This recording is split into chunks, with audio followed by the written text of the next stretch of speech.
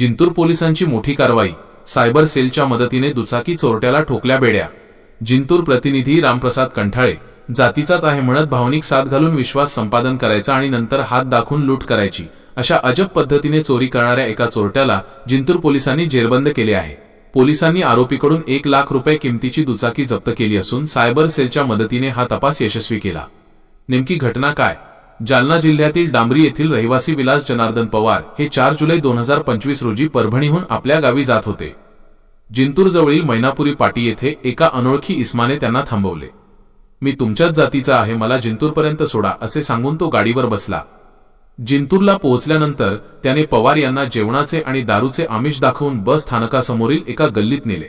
तिथे जेवणाची ऑर्डर देत असताना संधी साधून सदर आरोपीने त्यांची होंडा शाईन MH21CE 9275 आणि मोबाईल असा एकूण 1,10,000 रुपयांचा मुद्देमाल घेऊन पळ काढला।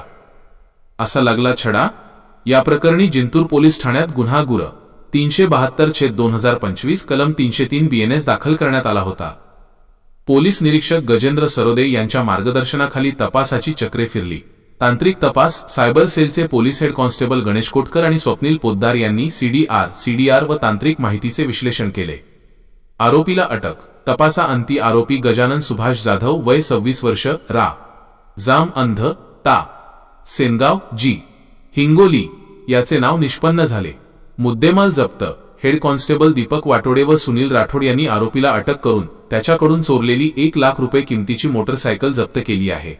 सध्या या प्रकरणाचा पुढील तपास पोलीस निरीक्षक गजेंद्र सरोदे यांच्या मार्गदर्शनाखाली दीपक वाटोडे हे करत आहेत। या यशस्वी कारवाईमुळे जिंतूर पोलिसांचे सर्वत्र कौतुक होत आहे।